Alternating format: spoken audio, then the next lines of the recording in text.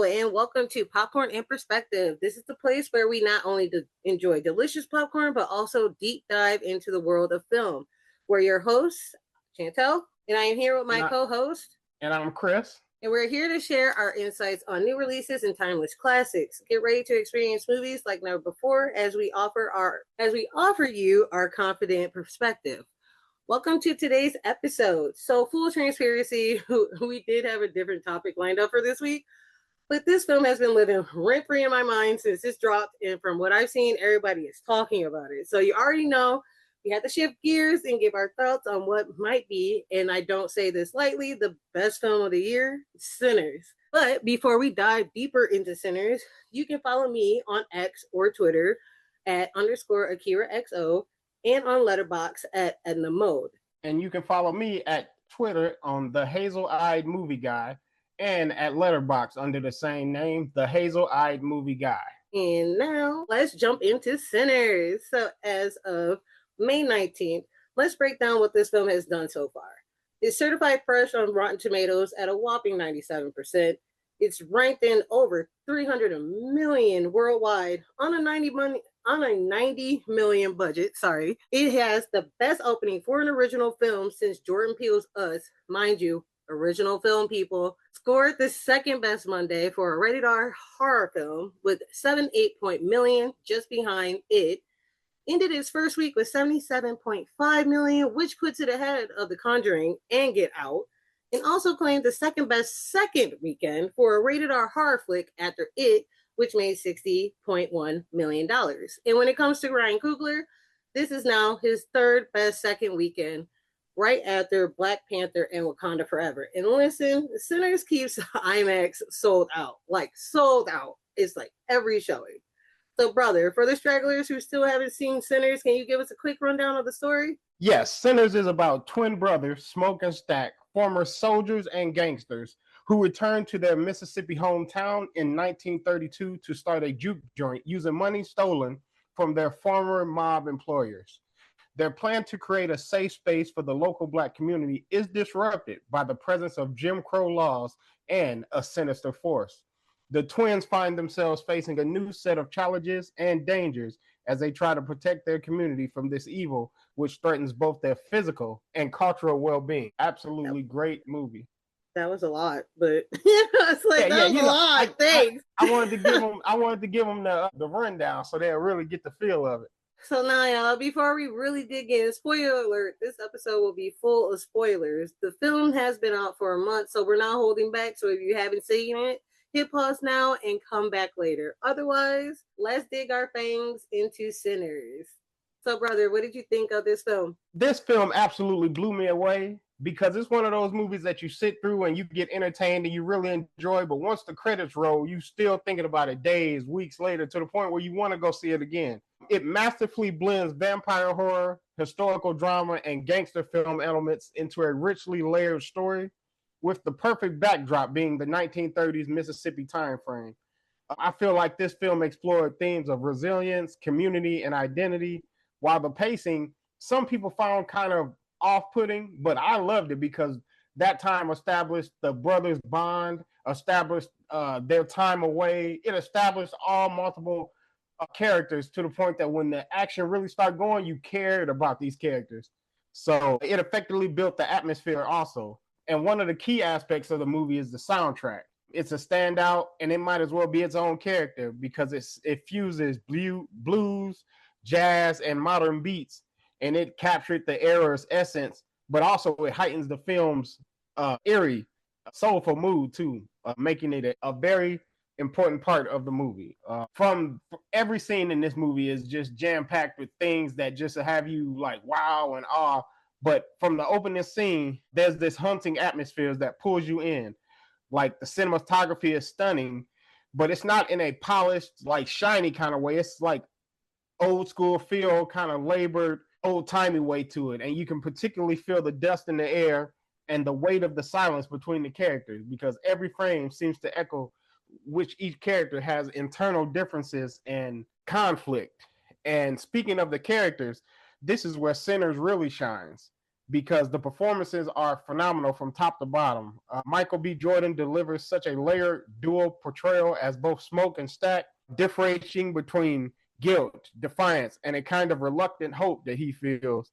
You believe every word, every pause, every tortured glance, and the supporting cast is just as powerful. They're not just background, they embody the consequences of every choice and every sin in ways that feel deeply personal.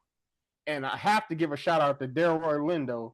He delivers a powerful and emotionally rich performance, which he does in all his movies. He's just a plus actor, but his character in this one has a profound sense of importance and inner conflict, and his portrayal is layered with the pain of his background, with vulnerability, and he commands the screen with quiet intensity. And one of the main things about the casting, and I'm gonna murder her name, and I'm so sorry for this, Wanmi Musaku. I probably killed that, didn't I?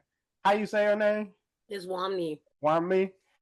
As the Wanmi. Okay, yeah, Wanmi. Casting her as the love interest in Sinners was, I love that. It was bold, and it was good to see Hollywood stepping away from the narrow-minded, centric, I should say, standards of beauty that they usually have. As she is a darker skinned, fuller figured woman, she challenged conventional norms and expands the representation, and she actually commanded that, and she was done beautifully in this writing. But I also appreciated how the film doesn't spoon feed you the answers. Like it lets the audience be intelligent, and it asks you to engage and reflect, because there are quiet moments that say more than the loud moments, and you just have to sit in your own thoughts and kind of develop what you're thinking. But I think there's a scene in this movie that years down the road from now, you're going to ask people, young directors and story writers, why did you get into it? And they're going to point to this scene, and it's the sequence where the generations of music within the culture are shown. That scene absolutely floored me, because it starts off so subtle, but just like a faint rhythm in the background of when Sammy's singing, but then it builds gradually, moving through different time periods, showcasing how the music and tradition and emotion have evolved across generations. And the transitions are seamless. That's what get me. They're like seamless. Like they don't have a hiccup to them at all. And you see an elder playing a traditional instrument, and then scene cuts to a younger generation remixing those same sounds. And it's not just a cool montage, it's a storytelling in itself through sound and motion. Like you feel the pain and the perseverance and the just overall we shall overcome kind of feel through the melodies and stuff. Because there's a moment where a grandmother sings a hunting folk song or some kind of folk song, and as her voice like echoes and disappears, then it hits a gospel choir, and then a hip hop person, and then the DJ on the, and the visuals, they aren't flashy. They're like sacred, almost like you're watching the culture breathe through the time frame, man. And that scene itself could be like, you can just break down that scene for hours and hours and just pick at storytellers and everything, and they'll tell you, okay, this is the cultural greatness in this aspect, and like that, you can make a movie off just that scene alone about a documentary. So, and also what's amazing is that the film doesn't explain the scene. It just thrusts you into it and say, here, absorb it, feel it. But I do love how it reiterated over the narrator saying, sometime a voice will come to you and it awakens I like that it gave us that a second time just in that moment. Cause you watching the film, you hearing it in the beginning and you might've forgot it by now. So I do like that. But it makes it so impactful. Just a scene about music, about memory, identity, and resilience. And like I said, that moment alone could stand as a short film. But in the context of Sinner, it deepens the emotional core of the story. It reminds us that redemption isn't just about one person. It's about lineage, heritage, and about honoring the past while finding a way forward. I think this was handled greatly as far as the vampire aspect of it and as far as the horror aspect of it, because it just didn't jump out at you with the vampires and everything. It gave you a story that you could feel confident about, that okay, I love these characters, I hope nothing happened to them. And then when something did happen to them, you felt the pain, and then you felt secondary characters' pain, like a character was worried about their family, so you kind of was worried about them too. And then when a character made a stupid mistake, you were like, what are you doing? So it was just like, it grabs you from beginning to end. I was telling people there are a few do not make sense moments in it that kind of made me give it a 4.5-star review instead of a full 5. And it's probably just me nitpicking because it is really a great movie. But when the vampires broke into the juke joint, there were 6 people in there. Only 6 people in there. But when they broke in and all the chaos happened, you start seeing a whole lot of people getting attacked. So I was like, where did all those people come from? There was only 6 people in there to begin with. And then another scene that got me was when Smoke, when he jumped down, when Sammy jumped down at the end to go run away, he jumped a good distance. And when he hit the ground, he made a noise, he stumbled, whatever. He didn't just jump and run off. And then when Michael B. Jordan's character jumped down, he had to make noise too somehow. So all the vampires were standing outside. Why they didn't see him running up to, do what he did at the end? So it's just nitpicky because it is really a 5-star movie. And like I said, if you haven't seen it by now, even though we're talking about it, go see it anyway, because once you see it once, you'll realize how great it is. But when you see it again, you realize you missed so much more to it. So that is my take on that. And like I said, it is a great, great film. Everybody needs to go see it. Many cultural aspects, I've seen so many people take and break it down in so many ways, from the 7 deadly sins to deeper thoughts into the Bible to just atheism. Like, it's just so many aspects of this movie I've heard from people, and it's you can watch it and take it everywhere you want to. I can't hear you. You know? Yeah. Okay. Sorry about that. Technical difficulties over here. But my bad, y'all. So what I was saying was that the first time I got to see this movie, I was like really excited about it. At first, I'm like, I didn't really get to. Can't hear you again. Oh my God. Sorry, y'all. This is just like driving me nuts. I don't know why my stuff just keeps going in and out. I don't know. It's weird. Let me see something. Can you hear me now? Yes. Okay, perfect. Gotcha. I'm sorry. I don't know why. I'm having issues over here. So give me a second, y'all. My bad. Sorry. We'll be able to edit this out. Yeah, I hope we'll be able to edit this part out. You heard me and everything I said, right? And all that. Yeah, I heard everything you said. Oh, okay. You were perfect, so my bad. Okay, now, all right, let's try this again. All right, so like I was saying, the first time I get to see this film, I didn't have a chance to actually break everything down because I was just really excited to see this film because I've always been a fan of Michael B. Jordan. I became a fan of Ryan Coogler, very early on in his career. Mind you, y'all, this is like his fifth movie. I think it is. I want to say because he did Creed, which was a part of the franchise. That's a spinoff. You got Black Panther, which is is a superhero film. Then of course Fruitvale Station, that was based on somebody. And then you have Black Panther 2, Wakanda Forever, and then of course you have Sinners. So yeah, his fifth film, and this man's not even 40 yet, and he's literally showing us like he's like one of the best that's doing it right now. And the fact that he's like having a chance to give us something original that's not from an IP or like a spinoff or anything of the sort. So for him to give us something as great as Sinners, it's like I applaud this man because this is like a movie to me that's really complex and it has like a lot of layers, like you said. And I feel like some of them ideas that he had played in this film probably went over people's head like a lot because it's like they probably are not understanding it. And like you said, like this film shows you like what Black people went through, but not just only Black people. You were seeing like what the Irish people went through, like what just like Chinese, like, and just seeing like this different world. I mean, like we've seen it before, but not like at this level because it was just crazy. Like in certain scenes where like when Smoke went into town, it was like getting everything ready. Where he first went to Bo and Grace's store in town. And it was funny because even I didn't catch it, I think, until maybe the second time. It's like you see their daughter, Grace, walking across the street because they have two different stores because one side's for the Blacks, one side is for the whites.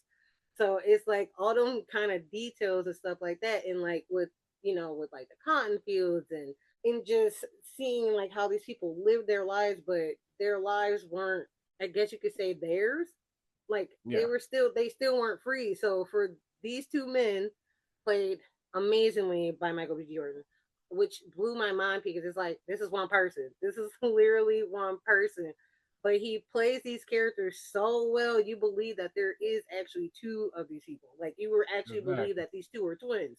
because he was that good at it. And it's like, even though he's been in the game for like over 10 years now, and it's probably even longer, in his career is like this right here, I think is like his career like breakthrough performance right here for me. Like Mm-hmm. he killed it. Like he absolutely killed it because you could tell who was smoking, you could tell who was stacked. Even just with the clothing alone, it's like still you could just tell who was who. Just like I said, like the little details, like because with Smoke, he's just like an Irishman, like the whole like with the whole hat and everything, like the what is it like the newsboys hat, I think they call it, and then it's like you got Stack who's dressed like an Italian, like with the hat and like the 3-piece suit, and just it's just like those little details you could just tell it's like okay, this like these are who they are running with before Yeah. we before we're introduced to them, so we know what kind of life they have lived, and it's like and of course, it's like you can't have one without the other, which I love as well too. It's like you can't help but to have them together, but when they're separate, you can actually see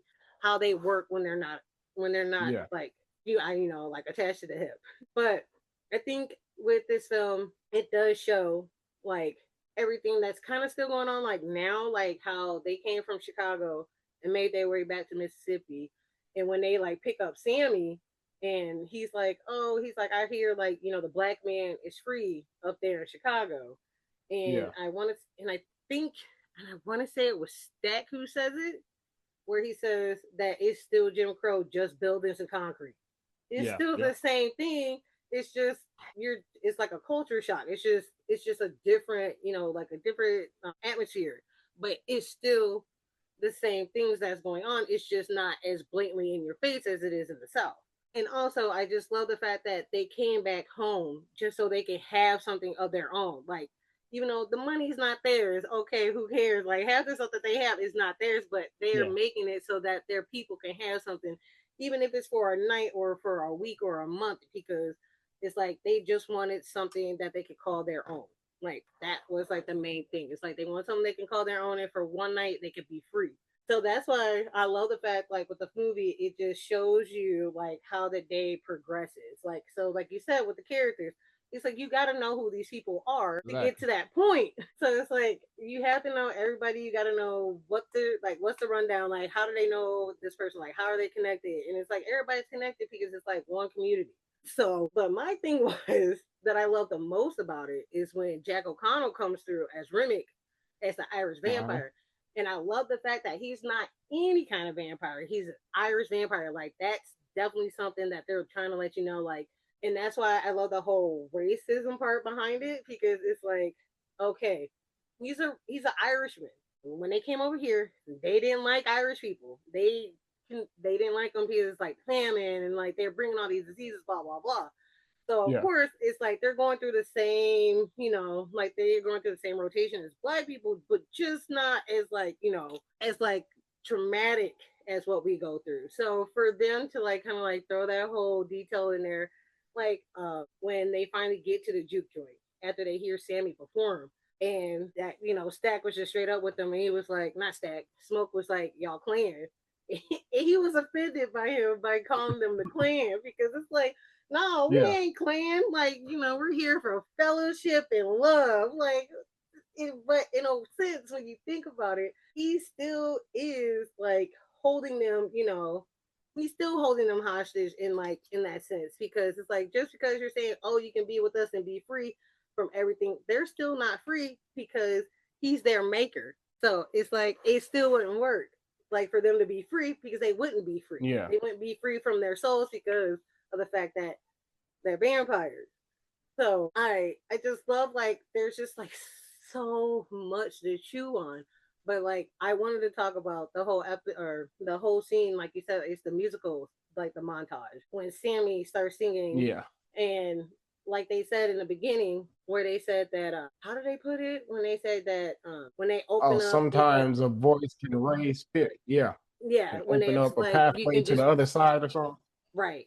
That part. And it was just like because it's like, yeah, it's like you're opening that, you're opening up that portal for, all the ancestors to come through, but then also you can bring something in that you don't want to bring in, Yeah. which is Remick. And so I just love that whole scene where it's like he's singing so soulfully, and then it's like he opens up that portal where the ancestors come through, and then all of a sudden it's like we're going into the future, like the past, present, Yeah. and on. And so it was just the way it blended so like beautifully, like it worked. It because it was just like at first I was like, what is the scene?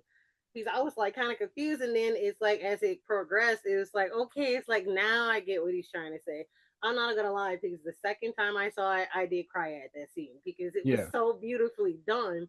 And then the fact that he got to use that actual metaphor of the roof is on fire and they let the whole juke burn, I Yeah. love the most because we always say that it's like the roof is on fire. So it was just the fact that he got to play that out on the big screen was phenomenal to me. I thought that was like very just grand, and on that kind of scale, it was just beautiful because it's like I don't know if like a lot of people understood that scene, but it's like I understood it, and it Yeah. was just like and it just worked. And so I also love the fact that, like you were saying with Delroy Lindo, the scene where like Delta Slim, Stack, and Sammy, when they're like on their way, to get, I think it's cornbread, and Yeah. Delta Slim is just talking about him and his brother and like what happened and like that like traumatic experience that his brother went through. And before he broke down, all he did was he just started, humming, and then it was like he just broke into a song, which I love because that's Hmm. what we do. Like if we go through something traumatic and we like start talking about it, and then it's just like we just start breaking out into like songs, like it just puts us in a better mood. So it's like I totally understood where he came from when he did that.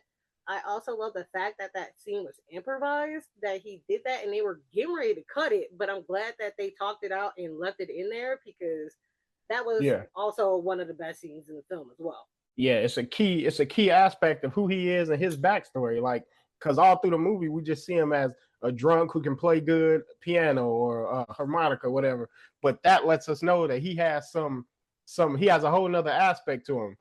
Right. So you can see like maybe that is the reason that he became such a strong drunk. Like maybe he was trying to do right, but then that part of life hit him so hard he became a drunk, but he still held on to his musical talent. Yeah, I love that. And then also, without saying, we got to talk about Sammy Miles Canton because this was like his very first role. Yeah, For yeah. this being his very first role, like the young man killed it. I'm like, he sounds like an old soul. Even when he speaks, he sounds like an old soul. So just to like hear that voice that comes out of him, it's just like it's amazing. But just to see him play this role, like so well. It was just like you got to give him praise because he does such a good job, especially with who he's in this film with. It's like he already Exactly. got some vets in there, and he's the newbie coming in, and he held it on his own just with everyone else, which I thought was phenomenal. Yeah, and he definitely had the right director as far as Ryan Coogler, and he had Right. the right, Delroy Lindo, Michael B. Jordan, and that he big names who already done did it for a while to let him show, And I'm sure he made plenty of mistakes doing the movie, and I'm sure because it's his first time. But like I said, he definitely had the right cast and director to guide him into the great performance he did give. Great.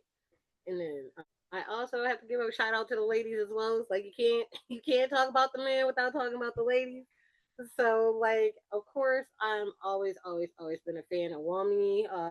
I'm gonna say her last name. I'm probably gonna butcher it, but I know her first name is Wami, He and can't do no worse than I it's did. Masuku. I want to say it's Masaku. Either way, Annie as Wami as Annie as Smoke's estranged wife. This woman is amazing. Like I fell in love with her the very first time I saw her was in Lovecraft Country, and then of course she was on Loki, and then Hmm. Deadpool versus Wolverine. But just to be able to see her play this character, someone who is strong and resilient, someone who is dark skinned and full figured, and she is playing someone's love interest. And I love the fact that she like she's getting her chance to shine because I'm like, it's rare to see a dark skinned full figured woman getting her chance to shine like she did in this film. And what really just irked my nerves is like when I be online and I'll be going down my timeline on Twitter and people are talking about why did I think that she was playing his mom? Like, why did I think that was his mom? And I was like, okay, did y'all not watch the trailer and see that these two kissed in the trailer and the way they were Yeah. kissing, that is not mama and son. Like, that is husband and wife. Like, they kicking it. Like, Like, what are we doing here? Like, that's what Yeah, drives me insane because, like you said, we're so stuck in that that world of what's beautiful and what's not. And they thinking, oh, a light skinned, skinny, white, light skinned, skinny black girl, like that's who, that's what we're looking for. And it's like, no, I'm like, all women come in shape, all different shapes, shades, colors, and sizes. Like, we're not just one particular look. So that's why I love that she was like full front center. yeah, And so, and I love the fact that she was the one who knew everything because she was a hoodoo practitioner. So she was yeah, all into that. So the fact that she was the one who broke it down to them, like, no, this ain't a haint, this is a vampires. And it's like, and I yeah. just love that she knew everything, like what to do instead of just being like, okay, so like, what are we dealing with? At least somebody in that juke joint knew what they were dealing with and what they need to do. Exactly. So, and then also what I loved about it as well is like with the scene with when it's Remick and then the other two is like Bert and Joan who he turned when he finds out that Hmm. they're the plan. And I just love the scene where they're like singing. I think the song's like "Pick Poor Robin Queen," and it's like I'm like listening to the words, and I'm like, is nobody else like understanding what they're saying right now? It's like they're like, we're gonna pick poor Robin Queen. I was just like, and it's like when I hear that Jay Bird thing, I was like, hold on, it is. Exactly, because I was like, are they singing about eating a person? Like, I but was then like, I, huh? And then and it's just funny because like Smoke wasn't feeling it, but Stack was like getting into it because that would be me. I'd just be sitting there just like, okay, I'm like, y'all sound kind of good. Like, hold on. But I yeah, just love the Stack was fact jamming to it. and Smoke was like, I'm not feeling it. It is like, but wait, it's like if they say they got money, that's what they were looking for was the money part. But Yeah, what I loved about it is that scene where it's like they're letting them know like you can go down the street. It's like y'all. It's like that's where y'all people are at. But then, like Remick said, he was like, "Is it he like rubbed his hand? It was like, is it because of our color?" And then that's when I love when he pointed behind them. It was like looking at Mary. He was like, "How did she get in here?" And I was like, and that's what's so funny about it because it's like even though it was like he's funny to me, I was like, but I think like Jack O'Connell just did like an amazing job as Remick because even though he was sinister and scary, the dude was also funny. Like it was just yeah. some of the stuff he was saying, like when he said he was like, y'all clean, and he was just like so flabbergasted. He was like, sir, like I that know, man was hurt. He like was you were like, like, I might be a vampire, I might eat and kill people, but the clan, but don't put that on me. like I'm Black Lives Matter, my brother. Like, I might be a spawn of the devil, but the clan, don't oh, like. don't ever say that about me. Like I don't associate with them folks. It's like, what? That would make that whole scene funny to me. But I just love the fact that when you have someone who is married and she's someone who's 1/8 black and she's passing and but all she knows is this community because her mom Yeah, was half black. She don't know nothing else. So it's like how they got to her was like the perfect way to do it because it's like all she's trying to do is find her place of acceptance, trying to find her place of love. Like she just wants to be somewhere where she knows she can be loved. And she felt yeah, like she could be loved there. But like it shows, Stack tried to push her away because it's like, y'all ain't gonna be able to be together because he's like, you black, you're white.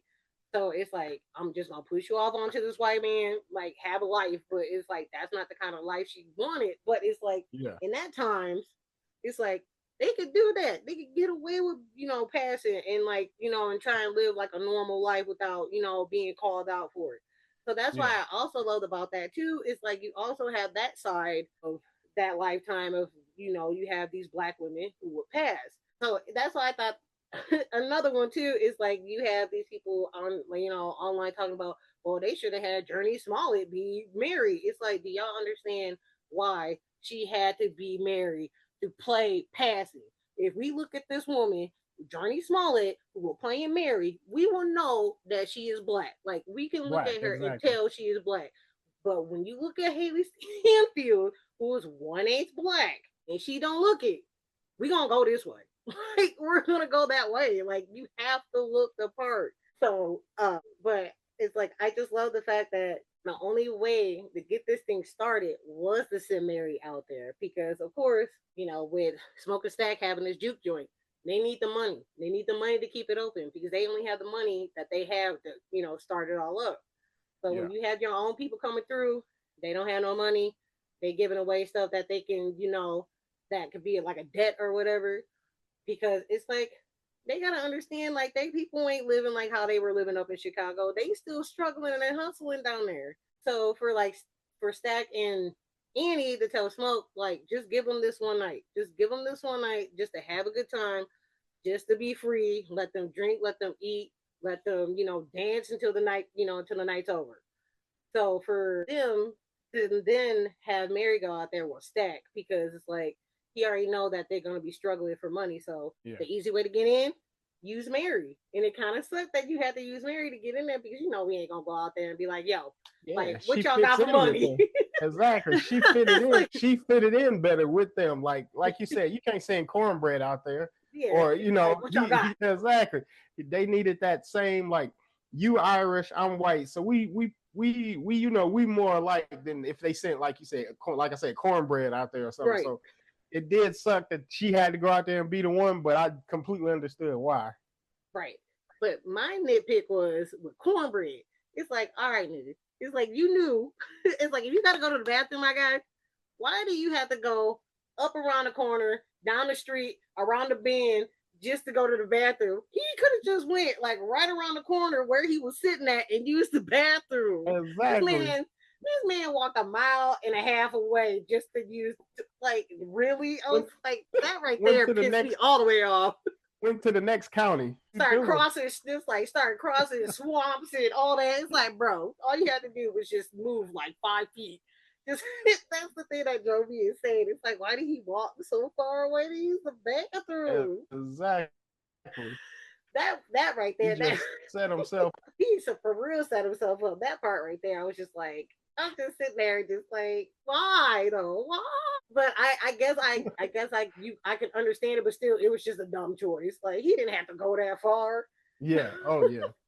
Not at all. Not at all. But also there was like I said, there was like stuff that I had missed before. So yeah. After they got Mary back in there, and Mary basically got Stack into the room and turned him. Yeah.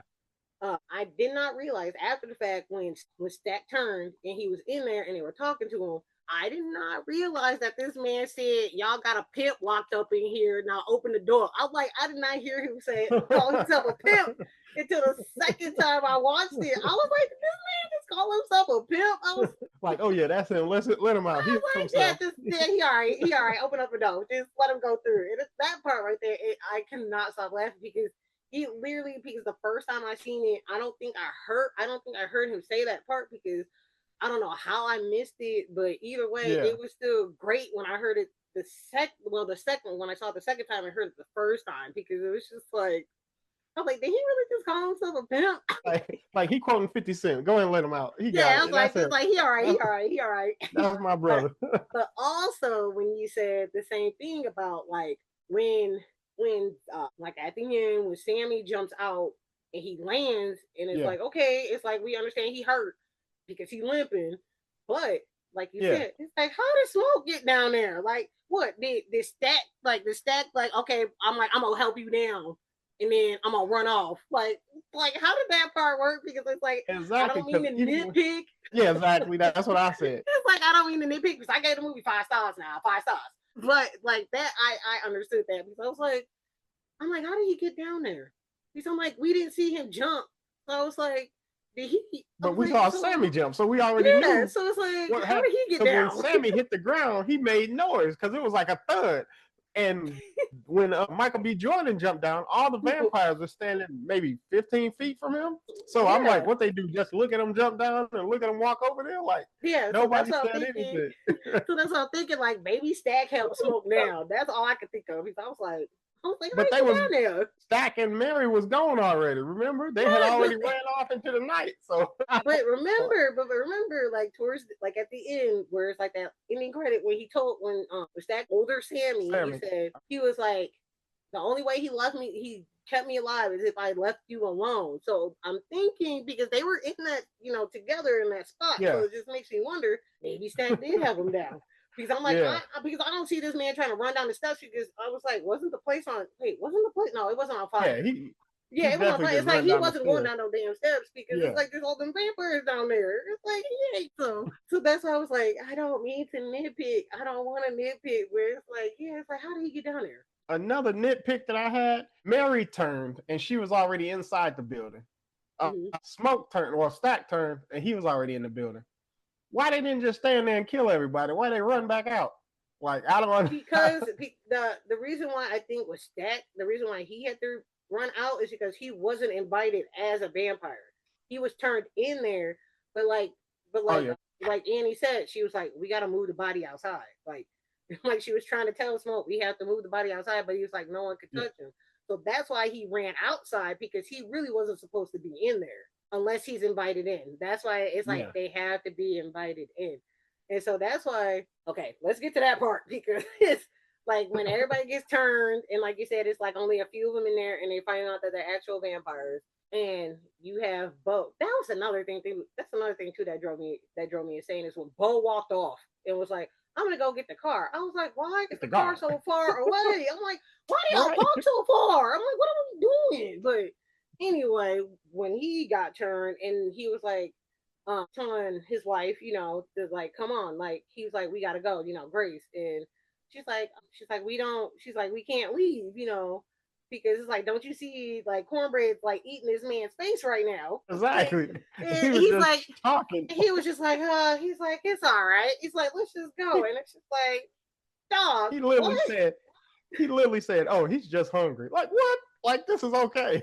Like he's eating a man's face, and you find this all right? Like that's absolutely humane. Like, okay, my brother, but but this is the one that got like I get where people were coming from when like Grace was trying to leave and she was just like, I need to get back to my daughter because it's like this man knows Yeah, my daughter, like he knows everything, like I gotta go. And they're like, no, you need to stay here. We need to hold out until into the morning time. And then people are pissed off at the fact that she invited them in, but my thing is this: we had to get we had to get it going. Like there was like, what they yeah, gonna hold out at until morning time? Like no, someone was gonna have to let them in. So of course, you got this man speaking to you in Chinese, telling you he knows how like how you like for someone to eat, to go down on you, and then they yeah. telling you all this about your daughter. It's like, okay, I'm gonna be pissed. I'm gonna be angry. I want to get to my child. So I get where she was coming from. So for people to be like attacking her, it's like, don't y'all get it? I'm like, I understand it completely. I don't get why the other people around her didn't do a better job of stopping her from doing that. Like, if I'm there and I know the situation, like you said, I understand, I empathize with her, but I'm tying her up, I'm gagging her, and I'm putting her in the closet somewhere because you're just gonna have to wait till the morning. Like, I'm But sorry, I but was like you like, said, I understand. yeah, because it's like we ain't gonna have no action if we don't get them Yeah, in this, in this juke joint. So, and when all the chaos started, and when her husband went outside, it was kind of predictable that okay, she's gonna be the one. But it, like you said, it completely makes sense. Like you said, it had to be her. It had to kick off and everything. and then I also love the fact that because you do have twins, so you have Smoke and Stack. So when Stack got turned in that scene where it's like they're talking and Ribbon gets telling him like, "Yo," he's like this land that y'all on is clan land. Like this was never y'all, your land to begin Yeah, with. And so it's like when they gave their money to what was it? Yeah, Hogwood. And when they asked him, they were like, "Are you clan?" And he's like, "There ain't no clan around here." It's like, dog, why are you sitting here lying to us like we don't know? Like we in Mississippi, there's clan. Like you exactly. can't be just sitting here telling us, "Oh, I ain't no clan man." Like, bro, like stop it. But I just love the fact that they broke that part down. They're letting us know, like, yeah, like y'all were never gonna be able to keep this. Like in the morning, they were gonna kill, they were gonna kill you all. So it's just like, well, damn, it's like they trying to own something for themselves and they still can't do it. And they So, can't. Yeah, and that's why I love the fact, like, like towards the end, it's like, Smoke is taking back, what is theirs. Like he like wiped all the men out by himself. Which is yeah, like I just love. It's just like I just love stuff like that when we get to, just we just get to take away, and take back. But also I like the fact that Stack, like you can see the dynamic between Smoke and Stack. When Stack got turned, Smoke was like, you see it. The man was devastated. Like, that's my brother. Like, that's my twin. Like, you can't have one without the other. Like Yeah. Stack said, even though it wasn't really his brother, it was just his brother's personality. Like Stack sat there and told Smoke, he's like, there is no you without me. He's like, I can't do this on my own. And you can see in his Smoke's face, like, he wanted to reach out for his brother. Like, he wanted to go out there and be with his brother. Like, Oh he yeah. was getting ready to be like, all right. He's like, go ahead and bite me, dog. It's like, it's me and you against the world. You know what I mean? So, but it's like, he couldn't do it because of the fact that it's like, with them in the life that they had, it's like their life was full of evil. Like they had to deal with Yeah. their daddy, they had to deal with the war, they had to deal with like the draw, like the Jim Crow in Mississippi, and probably in the war and in Chicago. So it's just like it was almost like he didn't want to keep living his life. That's why he wanted Sammy to like don't follow the way that we live. He's like, Yeah. live another life. He's like, live something safe, live something normal. He's like, don't follow the blues. Like his father said, it's like you're gonna keep. How do you say? He's basically telling him, it's like you're gonna keep singing and you're gonna let the devil in, which is Yeah. what he did. But it's like I just still love the fact that even though Sammy he did grow. He grew up into an older blues singer. Even though it wasn't the life they wanted for him, that was the life that he wanted for himself, and he still got to have that life. But also what I loved about it too is like younger Sammy, he was more styled like Stack, like especially like with the hat and everything and like how it looked. And then Uh-huh. older Sammy, he was more like Smoke. He was more Yeah. different and he was like more cool, calm, and it's like you could tell by the colors. Like he was in a blue suit, he had his Newsy Boy hat on, and then it just worked out perfectly. So it's like this film is like it's amazing. Like we don't need to touch it. We don't need a sequel. We don't. But I will say this though. If we could have something to go with, I would love to know more about the Indians. I would love to know more about the Choctaws. Like when they Yeah. came in, I love that whole part when they came in and they were like, "Look," and it's like there's a bad man out here.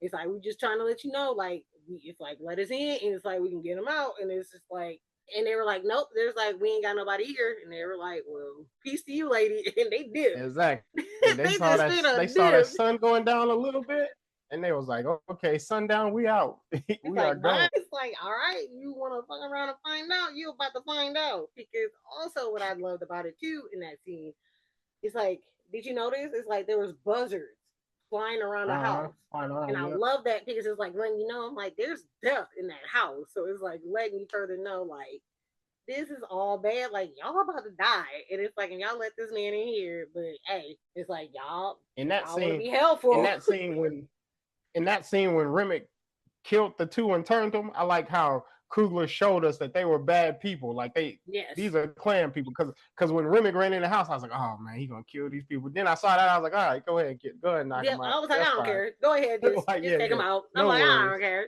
And then I But I also, heard yeah, some. go Oh, ahead. go ahead. No, I go said ahead. I heard somebody else say, well, there's multiple people saying about the Choctaw and everything, and yeah, I agree on that. But if we were to get another one, like I would like to see what went on in Chicago with Capone and the smoke and Stack and all that kind of, and how they stole all the liquor because they stole it from two different sides. The Right. They had the Italian, Italian they, one and then the Irish yeah, beer. It's like, yeah. I would like to see how they swung that. yeah, because it's like they already had the truck already down there in Mississippi. Like they had Yeah, everything set and ready to go. Like it's like that's why I love the fact that it's like okay, so because even Mary says something about it because she said something I think to Stack. She's like, how long do you think they're gonna realize before like that you stole from them? Like because exactly. eventually they were gonna find out, but it don't matter anyway because it's like you got one that's already dead, another one that's already dead, but a vampire. So it's Yeah, like they ain't gonna get that back. Like they're not gonna get it back at all. But I also love the fact that in that scene as well with Remick when we were first introduced to him, it's like I love how it was shot, like how he came jumping down into the scene. So it's almost kind of like yeah, in a sense like he's falling from the sky, and I just love the fact that they showed that in that way, and I just love how he just act all innocent and just like all hurt, and then the next time we see him, this man got a mouthful of teeth and some jacked up claws. It's like this man is just like, just sitting there all calm, got his legs crossed, talking about, Yeah, He's like, don't worry, he's all better now. It's like, this man, like, it's just the way he just, and a small detail. yeah. I said a small detail of when he jumped into the scene. Did you notice he Mhm. was smoking? Like his Yeah, body was smoking from the heat. So that kind of yeah. that I like that attention to detail too because I was like, He was already how is starting to he out in the burn. sun? But Yeah. you know, it's showing that it's showing that he's not supposed to be out in the sun. He just circumstances made him. So yeah, I like that small Yeah. attention to detail. I like that too because it's like this man. Because I was like, did you realize that this man is smoking right now? Because it's like, did they not realize this man is still kind of he's still kind of burnt and Exactly. crispy going on? It's like y'all not noticing this. But also, and I also love the fact like at the end too is like when he finally gets Sammy to himself and he like and Sammy just took that guitar and like cracks with it and he's just like shit. It's just like how is this man like a sinister vampire but also he be having funny moments. Yeah, because one of the funniest moments of Remick is when they did that Irish folk dance and everybody was out there just dancing. I That love that that scene scene took me so all the way much. out. I love that scene. I love that scene so much. And I didn't think I was gonna love the Dusty Road to Dublin. Like I was not expecting to Yeah, feel that song the way I did, but the way they had them 808s in the back just booming, it was just right. And like oh, just Jack O'Connell just there in the middle doing the little Irish jig and everything, and just the that showed a different, like a fun, a fun it was different like aspect. chaotic. It was just like Yeah, crazy chaotic because and like every and it showed how connected they all were because they were all out there jamming in a circle, and I was just like, wow. But I think that scene is not talked about enough because that right. shows that brings out the Irish aspect of it. Like he is a Irishman or used to be an Mm-hmm. Irishman, and he's been for a while. Exactly. So And that's what I loved about that scene so much because it was like it kind of like you said, it like threw me too because I was like, wait a minute. Because like I think they had put somebody out. Yeah, they put somebody out that they thought got bitten but didn't get bit. yeah, And then like Sammy and Smoke were standing there and he was like, and Sammy was like, listen. He's like, they're singing. And it was like when they go into that scene, I was like, wait, what? I was like, they really are breaking out into this song. And it's like I've heard this song so many times. But for it to be modernized was like kind of great. I don't know. I'm not even gonna lie. I probably listened to this song like a bunch of times, like ever since the movie came out. Like it's like the score has in the soundtrack. It's like been like on my top of 2025 so far. But yeah, but I just love the fact that Jack O'Connell he knew how to Irish jig yeah, because he even talked about it and said like the choreographer was like didn't know what to do and when they found out what like knowing that he could do it he knew that the choreographer was happy because it's like oh good I ain't gotta do nothing because I don't know what I'm doing. yeah. I heard him say that in an interview that he came in knowing the steps already. And so I just love the fact that they threw that part in there, and as chaotic and crazy that it fit because it, like you said, because with Remy being Irish, and that was their way of, to celebrate. It's like that was their way of doing it. And so Yeah, it just like seeing everybody jamming in the background, and even Cornbread, because every time they would show Cornbread, everybody would start laughing, and it was just like I was like, I get it, but I was like, that whole scene was just perfectly done from doing the scene from, the musical montage and the juke joint to going to that scene outside. It was just, yeah. yeah, those are probably like my top two favorite scenes in that in that movie, which deals with music. And I think that scene showed that they didn't have a care. Like they know what they are. They know that they've been or he's been doing this forever. He can wait it out. Like I'm gonna win eventually, so I can just dance the jig and have fun out here. But eventually, you're gonna be a part of this, so no worries. Let me just have a little fun. So that was crazy too. I love that scene like a lot. And then I'm happy because I think you were the first one to tell me. I think you were the first one to tell me. You told me there was two Oh credits, yeah, right? Yeah, yeah, you were the one who told me that because I only knew there was one, and then I ended up leaving and didn't see oh that second one.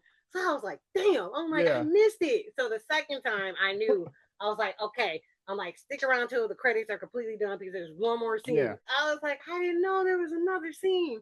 But that first scene I loved because it's like we get to see older Sammy. He has his own his own blues club. But what I yeah, also loved about it is that it was named Perlene's. And Pearline, which I did not even talk about Pearline, Jamie Lawson, mine, I love her. She was so good in this Hmm. movie.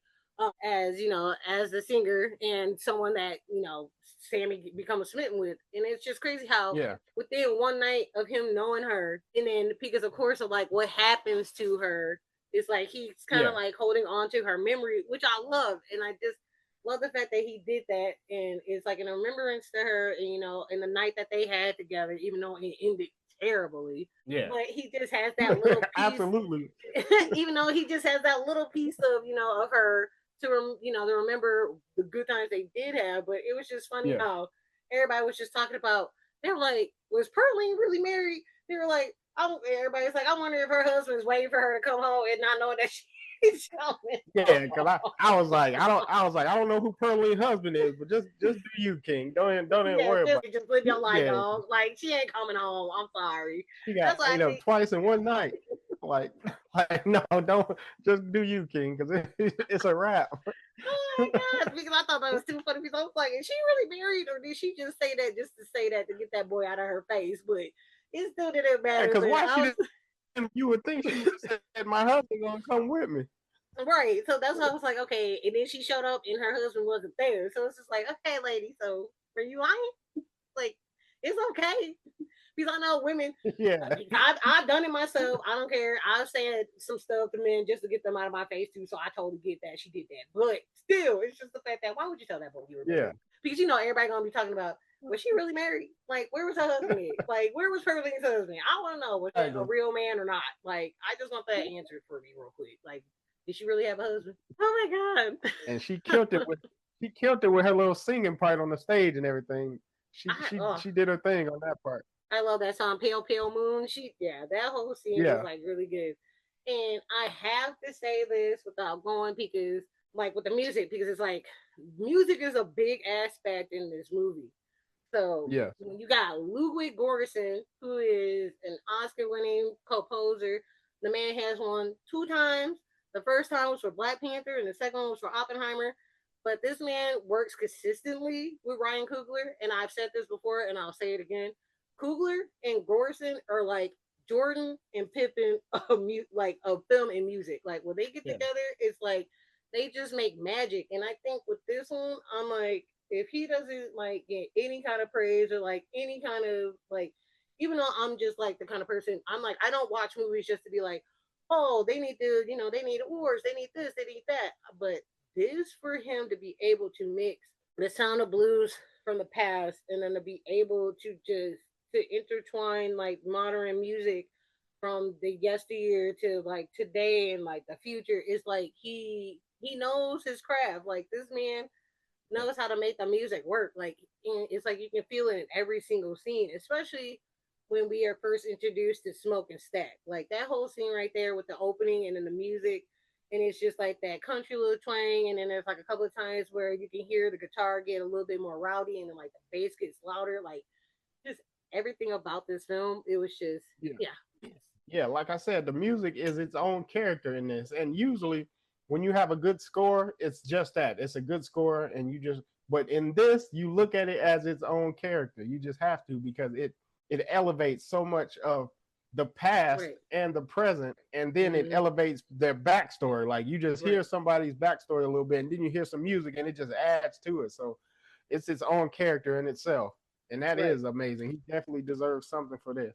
So I'm like, I just this film is just no, it's like it's just so much. It's like and then there was another thing that I found out and it just like blew my mind when I found out about this because I was just like, dog, it's like how much did Coogler like put into this? Because he like made a mention of with Smoke and Stack. He said that Smoke or not Smoke, he said Stack was the one that would put out Smoke's clothes. Like he would put his clothes together for him, he would do his hair for him. Like that, like their bond right there is like they said, it's like there is no you without me. It's like I can't live Yeah. without the other. So it was just like dumb little bitty things. Like he said that this is what they like, this is how they work. And then on top of that, like with what scene was it? There's a what was it? Oh my god, I just drew a blank. Like, okay, here it is. Like the scene where it was like when they're on the back of the truck and they flip it back and it's a snake. And Right. it's Yep. like and it's like the one brother had the knife, he threw it to the other brother and stabbed it. It's just like how Stacks rolled was like rolling smoking cigarettes, and then he like handed it all to him and like and he lit it. And that's another thing too that I loved about that scene. Like when we were first introduced to Smoking Stack, it's like that whole scene was very flawless. Like because it's like I said, it's one person, and he's just doing like the duality of these two characters. So to watch them do that scene where they like take the cigarette from each other, it's like you can't even tell that was fake. It looked so flawless that you will believe that it was two of them there. That's how I'm just like this movie is just phenomenal all the way out. Just And that whole snake scene, besides scaring me to death because I'm terrified of snakes, it showed me that Smoke was the one that was more grown up than Stack, being as Smoke was prepared with the knife, and he threw the knife to Stack, showing that okay, here I got your back. Here I'll take care of you. Like I'll take care of you because without me that snake would have bit you. But here's the knife. Take care of it. And that's why he told Sammy, this boy don't know how to watch himself, so you watch him or something. So that showed me. That's why if Smoke had been the one that died, this whole movie would have went to pieces. It would have been over with in no time because Stack was like he was smart and everything, but he was more of the fun loving, go with the flow, just do whatever. yeah. And Stack was the okay, we gotta take care of business. We gotta always be on our P's and Q's. So that's what that scene definitely showed me early on in the movie. And also, it's like I didn't even realize it, and I don't know why I didn't realize it because it's like you got Smoke who's wearing blue, and then you got Stack that's wearing red. And when you think of blue, you think cool, calm, collected, and when you think red, you think vibrant. You think, just wow, just very Like a vibrant, very intense, bull. like exactly. So that's how you get. There's ways to tell them differently, and then like I love the scene where it was like when they're in the juke joint with Hogwood and they're talking, and it's like you just see like one brother just like slow, like it was Stack where he just like slowly made his way around Hoghead, and it was like he Uh-huh. was ready with his hand on the knife, and it's like, and then you have Smoke talking to him, so it's like if they're ready to go to war, these two are ready to go to war. And like they said when they said they should have got the trunk, because I was like, what's the trunk? Yeah. And then come to find out when we find out what the trunk is, it's like just all the guns, just everything They that they should have had a needed. It couple of is them like, weapons and I was inside the like, y'all building. need it. Exactly. That's why he was like, we should have got the trunk. And she's like, y'all don't need the trunk. It's like, y'all needed the trunk. Yeah. So it was perfect. And then, like you said, like when Smoke had Sammy like watch that because like you said, he can't be on his own because it's like he'll just do whatever. And then with Smoke, he's very cool, calm, and collected, but he's the type that you don't want to piss off because those are the Yeah. ones you don't want to mess with are the quiet ones. So like that whole scene where he had the little, the girl wash the truck and he came out, he just smooth with it and just shot dude in the ass. It was like, Exactly. why you in my truck? And the girl was like, it's like I told him whose truck it was, and it's like I didn't know it was your truck. And then I just love the fact that he shot the other dude. He was like, just for good measure, so like don't mess with my truck and I like that. He's like, y'all just scoot on out the street. Exactly. He was like, he had to, like, I'm back and you already know my reputation, but you already tested me. So I had to shoot you too. I can't let it, I can't let one slide and the other one not get it. So I love that. And I love that. and a scene, it's the end of the movie Mm-hmm. that took me out was when unfortunately, Stack got shot. Oh no, Yeah, Smoke. I'm sorry. Smoke got yeah, shot. yeah. And he was with Wami, Yes. and the baby was there, and he was like, "Can I hold the baby?" And she was like, "Once you put that down and wipe yourself off, basically let go of all that anger and that evil. I don't want Yep. that around the baby. Get clean, put the gun down, and Mm-hmm. then I'll let you hold him. Yep. Like we done been through some mess, but now we at Yep. peace." So I like that part of it also. That scene was very pretty because especially like when you said she's like, go ahead, put that out. Like when she said we don't want that smoke around our daughter, and I love Yeah, that, and I just love the fact that even when she said it herself, like like right before the whole showdown between them and the vampires, like she was telling Smoke, like don't let me turn because she's like yeah, she didn't want to become evil because it's like she wanted her soul to still be pure. So for that scene to happen, and you can see like he's like having his moment because it's like okay, it's like our guy, he's getting ready to like cross over. It's like his time is here, like it's like coming. So I just love yeah. the fact that he was having that moment, but then it's like Hoghead or Hogwood, he's like laying there dying. He's like, he kind of interrupted that for a moment. So he was like, hold on, like, let me, he was like, he just had to get this one little thing out of his system. He just had to light him up with bullet holes, and it was like, all right, I'm done.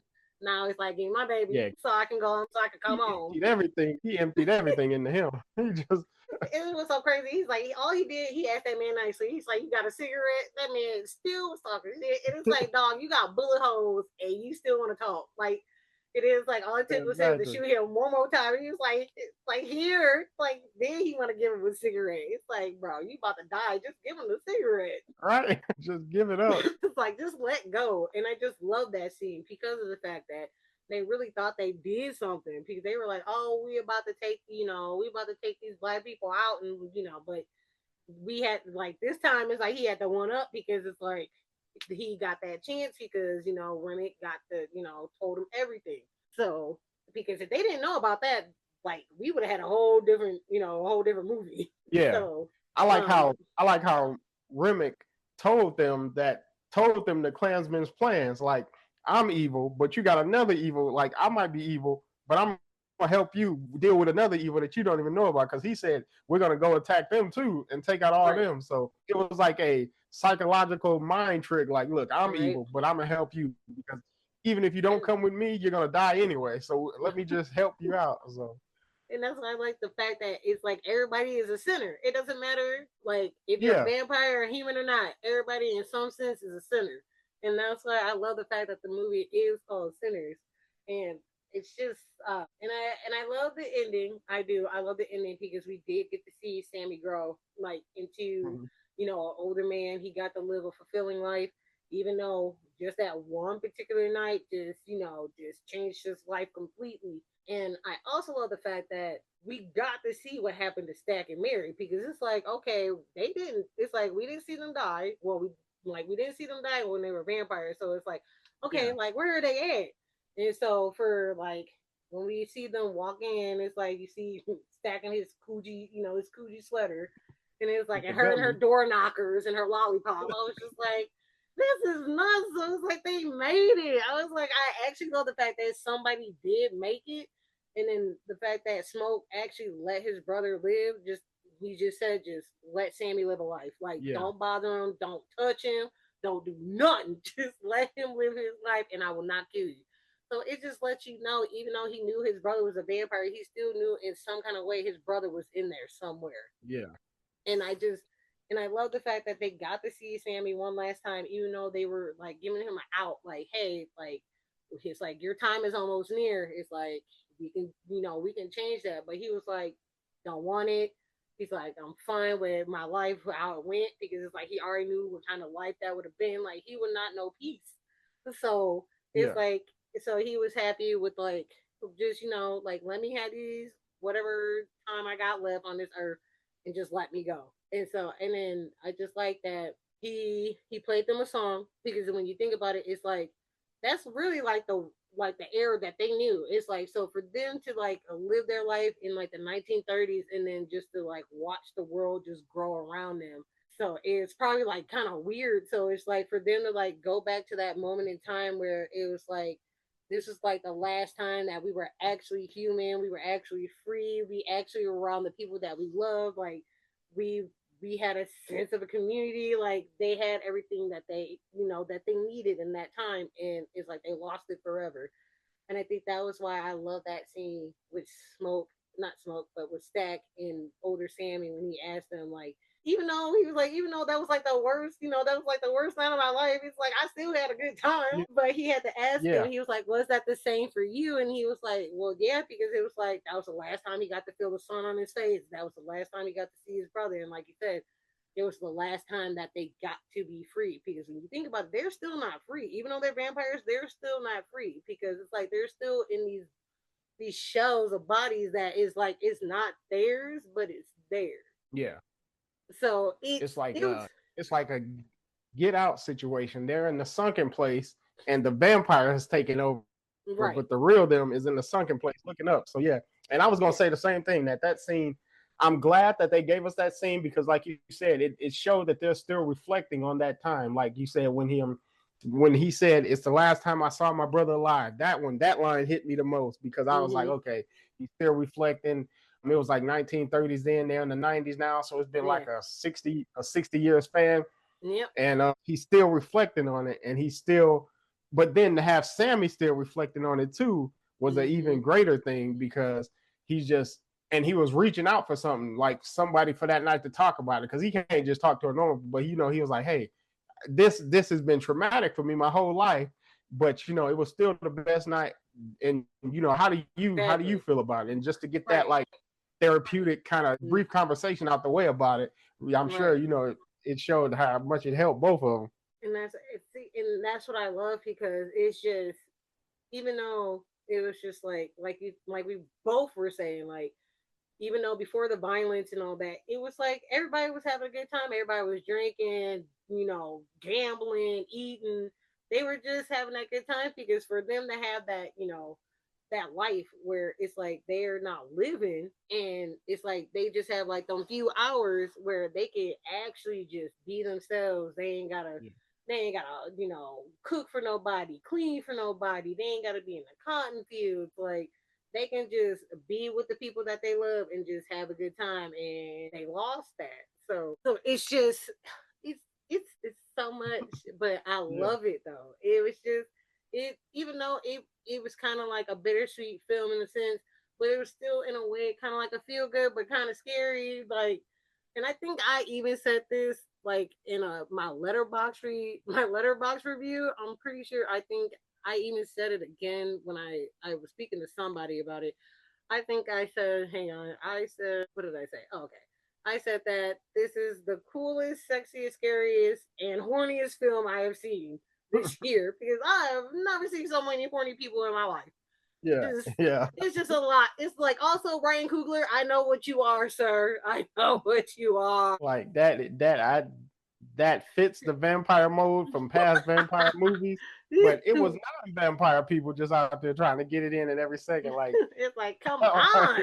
It's like, dang. It's like, why is everybody so doggone horny? I get it, but I'm like, like, all right, now I know why it's called Sinners. it's a lot of sinning going on here, people. So, was there anything else that you wanted to say about this film, brother? Any more gems? Oh, the scene where Stack tried to bite Smoke on the neck.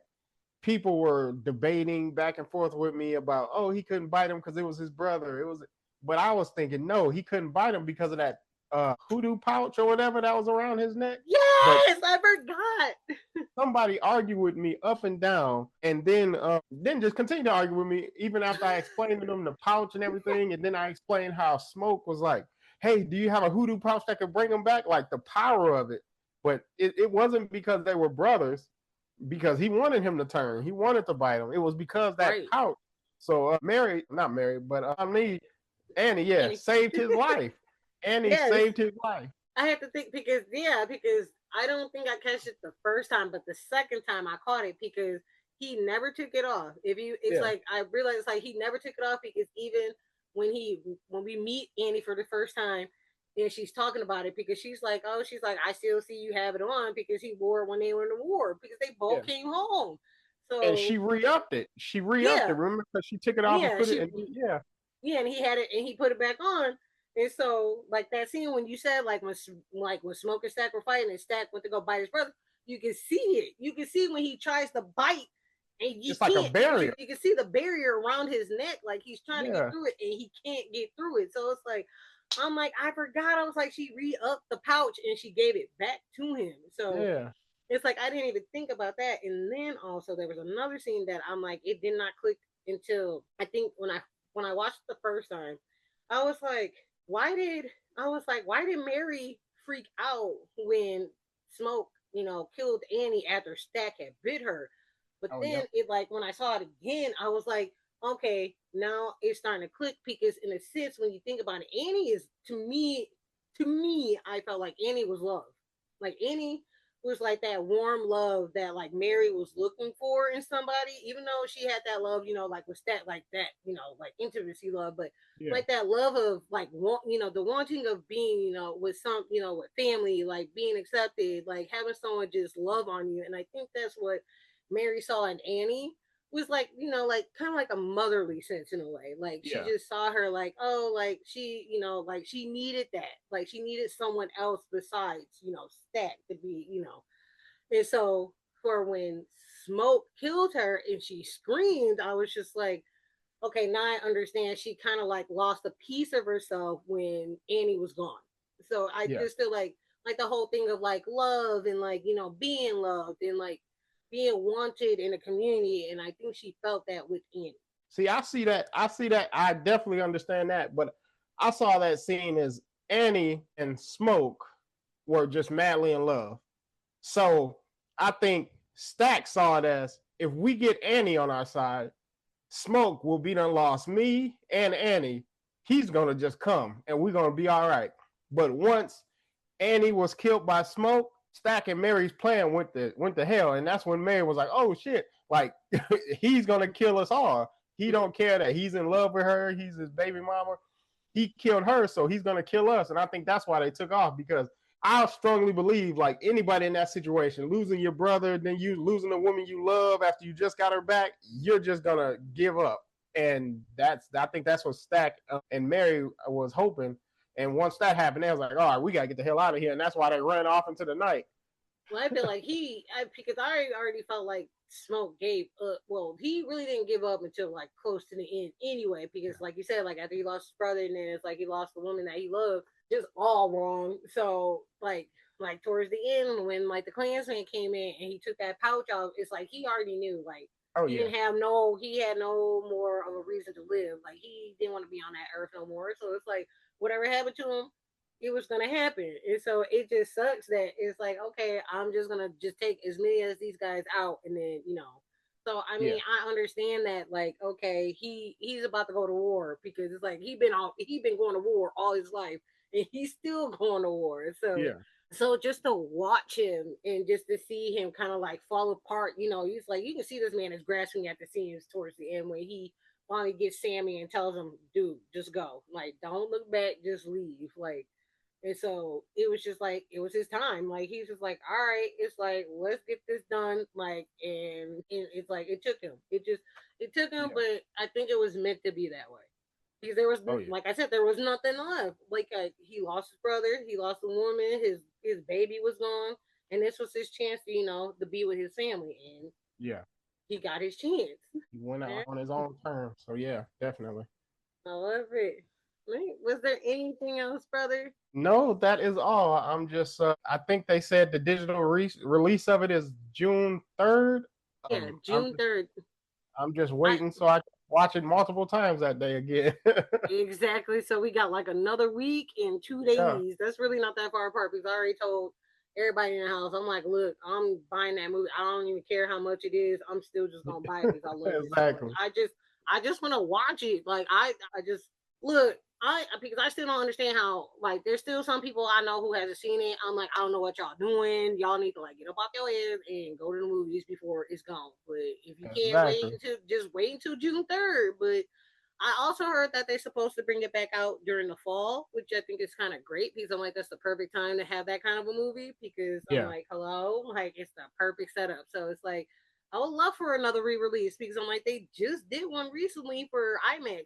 I think Yeah, on they like brought this, it back to IMAX. Yeah. yeah, for because it was for popular demand. And I'm like, I hate to say it, but I haven't seen a movie that just recently come out and did that because it's like it was in there and then Thunderbolts came out and then they were like, okay, we just gonna throw this movie in here for one more week and then we good. So that's why I kind of just love the Yeah. fact that they did that. And on top of that, too, like I said, this movie is still in theaters, and this movie has been watched 1 million times already, according to Yeah. Letterboxd. So it's just like people want to see original shit, y'all. Like we just want to see some original stuff. We want to see original stories. Like don't get me wrong, it's like I'm sequeled out, like I'm prequeled out, I'm spin off out. I'm like I'm tired of these live action remakes. Like why do we have another Lilo and Stitch? Like why do we have another Exactly. why do we have another How to Train Your Dragon? Like we want original stuff, people. So thank you, Ryan Coogler. Thank you, Michael B. Jordan. Thank you, everybody who worked on this film and gave us something original because we needed it. Yeah, Hollywood is burnt out on giving us stuff we've seen before with just maybe one or two added lines or maybe one little tiny scene. No, we don't. Exactly. Yeah, it's We're getting done. old. We're done. All right, brother. Was there anything else that you wanted to say about Sinners? Nope, nope, nope. We are all sent out. All right. And that is for this episode of Popcorn and Perspective. We hope you enjoyed this conversation as much as we did. Got ideas, questions, or want to be a guest on the show? Email us at chantel@hotmail.com or the hazel-eyed movie guy at yahoo.com. Be sure to tune in next time. We'll be diving into what you're watching now. When you let us know what you're streaming on all the streaming platforms, and we will dive into directors that we love. So please don't miss it. And as always, here at Popcorn and Perspective, watch the movies Watch the movies, love the movies, and and always always keep keep them with keep you. them with you. See y'all next time.